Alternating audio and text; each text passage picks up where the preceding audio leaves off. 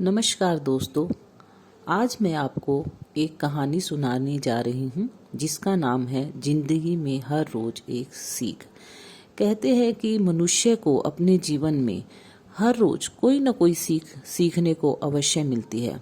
अब ये मनुष्य के ऊपर डिपेंड करता है कि वह अपने आसपास के वातावरण से वह सीख ग्रहण कर पाता है या नहीं। तो उसी के ऊपर मैं आपको एक कहानी सुनाने जा रही हूँ। कहते हैं कि पुरानी कहावत है कि बुढ़ापे में इंसान फिर से बच्चा बन जाता है। तो ये कहानी एक ससुर और दामाद की है। एक दिन एक व्यक्ति अपने 83 साल के ससुर के साथ चेन्नई में अपने एक रिश्तेदार के निधन के बाद 10वें में जा रहा था। ससुर ने बीते 4 सालों में घर से निकलना बंद कर दिया था क्योंकि वे बाथरूम में गिर गए थे और चलने फिरने में असमर्थ थे। वह चलने के लिए छड़ी पर निर्भर थे। जो ही वे दोनों मुंबई एयरपोर्ट के अंदर पहुंचे तो उनके ससुर ने इच्छा जताई कि छड़ी मैं पकड़ूं और खुद बिना सहारे चलने लगे। उनका अटपटा व्यवहार वह व्यक्ति समझ सकता था क्योंकि वे अपने 37 साल लंबे करियर में एयरपोर्ट सिक्योरिटी हेड रहे और कई बड़े एयरपोर्ट जैसे मुंबई, दिल्ली, लंदन में हीथ्रो पर भी रहे। अंदर से वे नहीं चाहते थे कि युवा अधिकारियों को लगे कि वे अब बूढ़े हो चले हैं। वह व्यक्ति सिर्फ मुस्कुराया और छड़ी लेकर चलने लगा। वहीं उसके ससुर आगे आगे पेंडुलम जैसे दाएं बाएं हिलते ढुलते चलने लगे। उनका झूलना जब भी सीमा से बाहर हो जाता तो उस व्यक्ति के हाथ आंखें हर बार सामंजस्य बैठा देते, यानी कि उन्हें संभाल लेते। उन्होंने पहले ही चेता दिया था कि मैं उन पर व्हील चेयर पर बैठने का दबाव नहीं डालूंगा।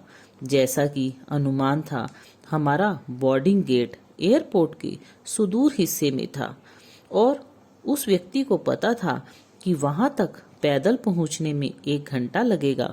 इसलिए उस व्यक्ति ने एयरपोर्ट मैनेजर से आग्रह किया कि वे बैटरी कार से हमें वहां पहुंचा दे, क्योंकि वह व्यक्ति इतना लंबा नहीं चल सकता था। वह सच में यह कहते हुए कार में बैठे कि तुम लोग बहुत ज्यादा आराम तलब हो गए हो।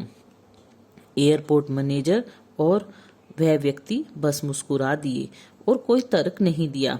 विमान के अंदर पहुंचते ही उन्होंने जोर दिया कि वो खिड़की तरफ नहीं बल्कि गलियारे वाली सीट पर बैठेंगे, जो कि सामान्य था क्योंकि सारे सुरक्षा अधिकारियों की इस वाली सीट पर बैठने की आदत होती है ताकि विमान के अंदर की हर गतिविधि पर नजर रख सकें और मुश्किल के समय तुरंत एक्शन ले सकें।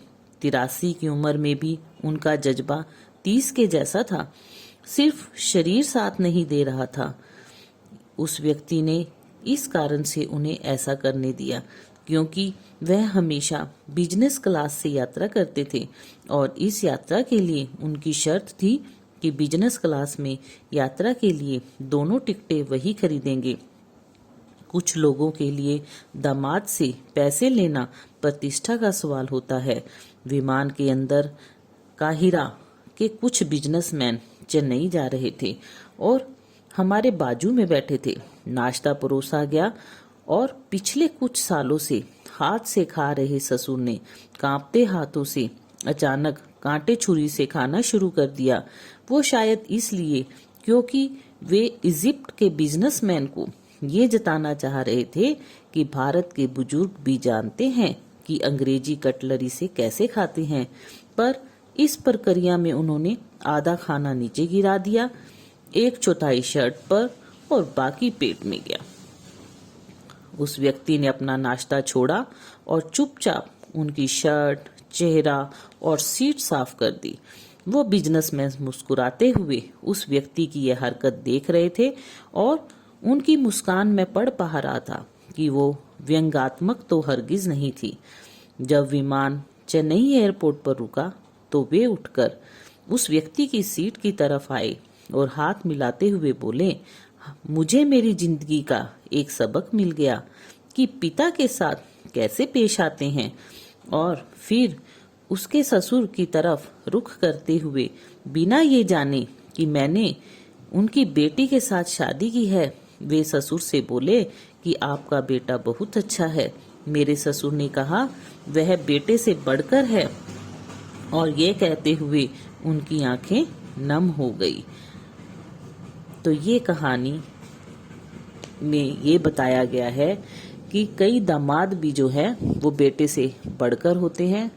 और इस कहानी से हमें यही शिक्षा लेनी चाहिए कि हमें बुजुर्गों का मान सम्मान करना चाहिए। धन्यवाद।